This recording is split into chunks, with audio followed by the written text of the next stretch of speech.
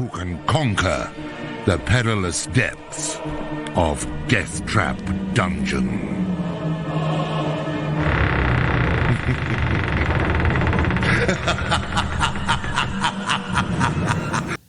So as I peruse the bookshelf, which fighting fantasy adventure do I want to try today?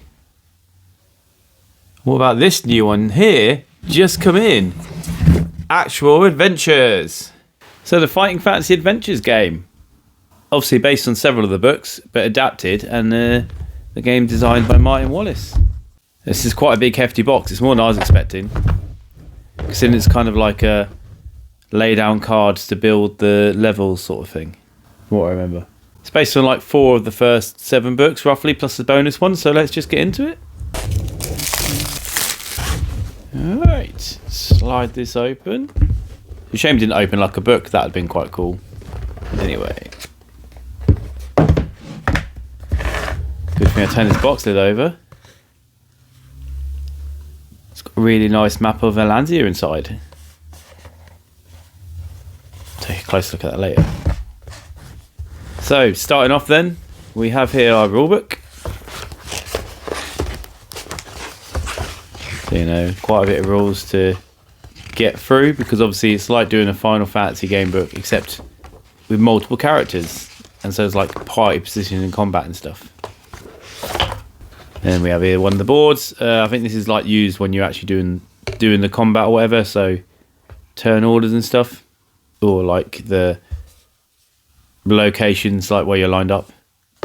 And then a lot of boxes. So it's not legacy, it's just it's got a lot of campaigns. If I can get a box out. So to start with, in the bottom corner, the Orb of Lucius, which was a adventure created just for this game. Here we go. All you get is you just go in, you get your stack of cards. Not really going to pull anything out in case there's any spoilers, but you see each one's like numbered, so you know what cards to find, and then you've got some corresponding number cards at the back. I think there might be events or stuff. They're all double-sided.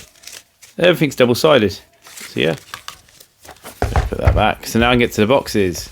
Oh, they're quite tightly packed actually. Don't even know why I can't move that one.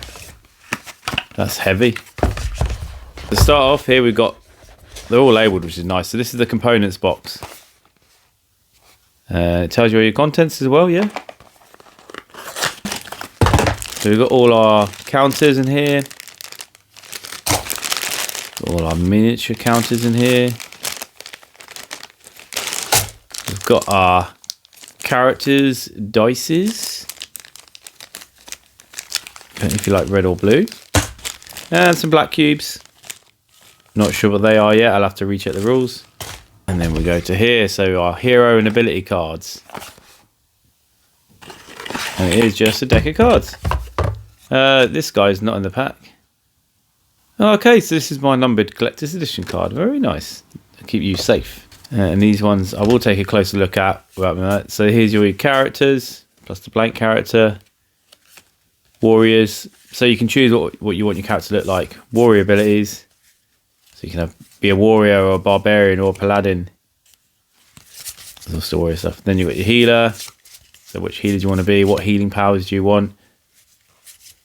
Do you want to be a healing or a cleric or a druid? Scout, thief, hunter. And finally a mage, who could also be an enchanter. Or a necromage.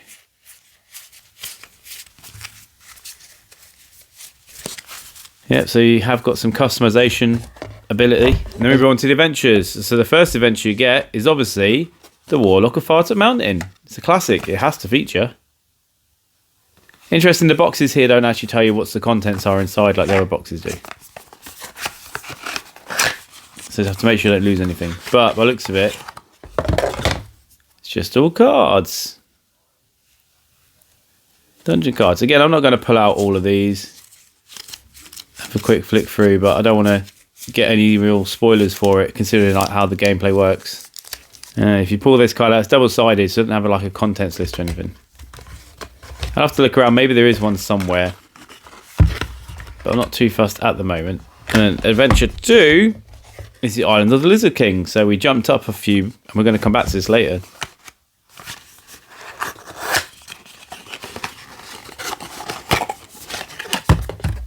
And Island of the Lizard King location cards. No, instead of dungeon cards, it's location cards. That's quite nice that they've changed the wording. Obviously, because it's not in a dungeon.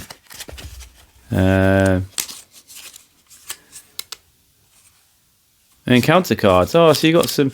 Oh, so the text is encounters, and there's a lot of encounters in this one compared to actual locations. And then move on to adventure 3, not that one. Here we go. Deathtrap Dungeon, the ultimate classic.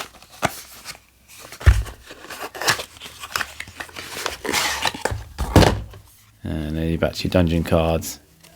So again, just going to flick through these. Not have a massive thing about it. And your encounters. Then we can move on to Adventure 4, which is the Forest of Doom. And that's why this box is heavy, because it's got even more cards. This has got to have the most so far. Yeah, 99 different encounters. Who knows how many locations.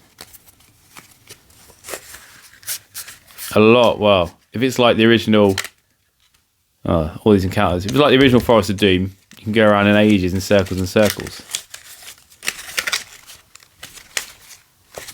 And put him to one side, because finally we get to Adventure 5, which is actually a part 2 of the this one.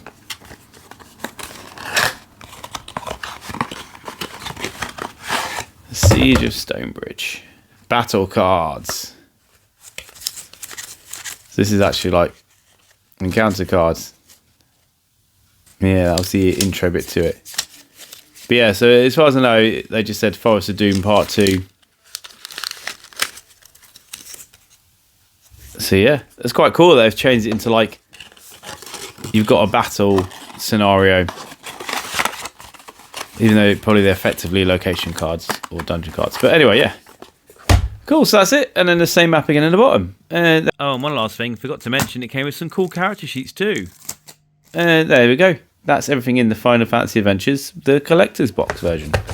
Oh yeah, so all the little boxes inside look like little books, so there is a nice treat for you there. There you have it, that hefty box, Fighting Fantasy Adventures. And obviously you can do it solo or as teams, so it's a bit like the Slay the Spire game where it's just taken the original solo experience and built on it to make it a multiplayer one. So that's going to be quite cool to try out.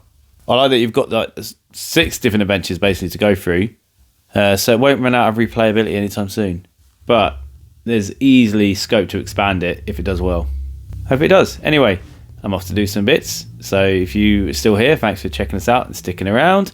And there'll be links popping up to follow about the game when the videos are there, or follow the series. But thanks for watching. Hope to catch you soon. Cheers.